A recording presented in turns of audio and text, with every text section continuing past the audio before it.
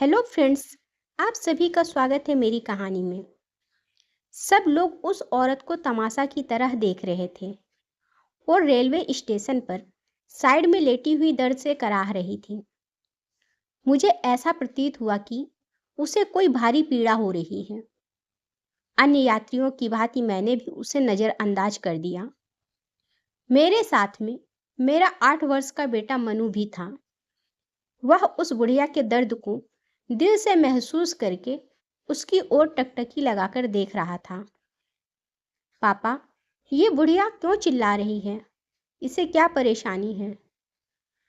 मनु ने मुझसे पूछा और तब मैंने जवाब दिया, बेटा, इसे कहीं दर्द हो रहा होगा या फिर इसे कोई अन्य परेशानी होगी। पापा, गाड़ी तो 1 घंटा लेट है। मनु फिर बोला और मैंने हाँ में जवाब दिया। यह तो बहुत कमज़ोर हो गई है। बेचारी दर्द से कितना कराह रही है। पापा, क्यों ना इसे हम दवाई दिला दें?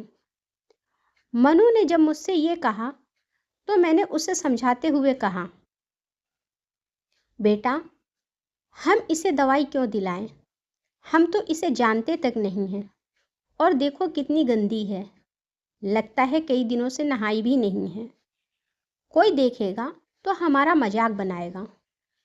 पापा, आप ही तो कहते थे कि गरीबों और असहायों की जो मदद करता है तो भगवान उस पर सदा मेहरबान रहते हैं। इसीलिए हमेशा दूसरों की सहायता के लिए अग्रसर रहना चाहिए। और आज आप कह रहे हो कि कोई देखेगा तो क्या कहेगा? हमारा मजाक बनाएगा। मेरी समझ से दूसरों की सहायता करने पर हमारा मजाक कोई नहीं बनाएगा। अगर पापा कोई बनाता है तो बनाने दो। हमें अपने कार्य पर ध्यान देना चाहिए, ऐसा आप और माँ दोनों लोग कहते थे। परंतु आज आप। मनु ने मुझे उल्टा समझाते हुए कहा। तब मैंने फिर उसे समझाकर बताया कि बेटा, वह नाटक कर रही है। इसे कहीं दर्द नहीं हो रहा है। मैं ऐसी औरतों को भली भांति जानता हूँ। नहीं पापा, यह नाटक नहीं कर रही। मैं जाकर देखता हूँ। इतना कहकर मनु दौड़कर बुढ़िया के पास जाकर देखा। फिर बोला, पापा जल्दी आओ, देखो इन्हें कितनी तेज बुखार है।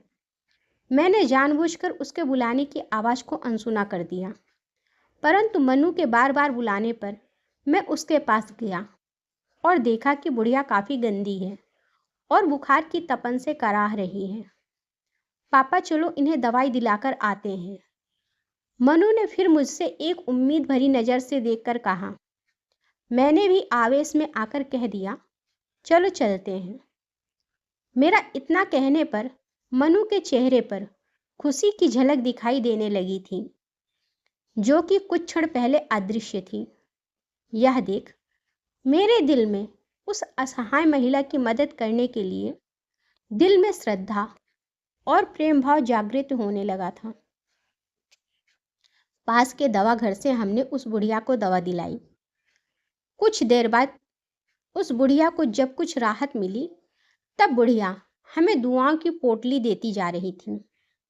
भगवान तुम्हारा भला करे, तुम दोनों सदा सुखी रहो, तुम्हारा घर सदा धन धान्य से भरा रहे, भगवान तुम्हारे जैसे बच्चे हर माँ को दे। उस बूढ़ी औरत के इन शब्दों ने मुझ पर बाणों का कार्य किया और मेरे अंदर बैठे असुर को मार भगाया। उसी की मदद करके मुझे व मनु को खुद पर फक्र महसूस हो रहा था। साथ ही असहायों की मदद करने की भावना मेरे अंदर जागृत हो चुकी थी। जब हम रेलवे स्टेशन पर पहुंचे तो वहां पर उपस्थित यात्रियों ने भी हम दोनों को दुआओं की गठरी देना शुरू कर दिया। आप दोनों उस महिला के लिए फरिश्ता हो। आपके बेटे की तारीफ जितनी की जाए उतनी कम है। ये आपके ही संस्कार हैं जो आपके बेटे द्वारा उस असहाय महिला व यहाँ पर उपस्थित हर यात्री को प्राप्त हुए हैं। भगवान आपको हमेशा खुश रखे। ये वाक्य थे वहाँ पर उपस्थित यात्रियों के। कुछ यात्री कह रहे थे कि हमें इस बालक से सीख लेनी चाहिए। यह बालक समाज के लिए भगवान की एक महत्वपूर्ण देन है। यह सब सुनकर मेरा दिल खुशी से गदगद हो रहा था। आज मैं बहुत खुश था कि ऊपर वाले ने मुझे मेरे बेटे द्वारा व बेटे के रूप में कितना अनमोल तोहफा दिया है, जिसकी मैंने कभी कल्पना भी नहीं की थी। यह सोचते सोचते मैंने अपने बेटे को सीने से लगा लिया और कहा, थैंक्स बेटा।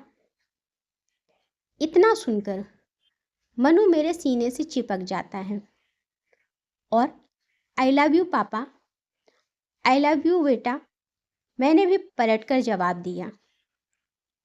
अगर आपको कहानी अच्छी लगी हो तो लाइक करें और मेरे चैनल को सब्सक्राइब करें। धन्यवाद।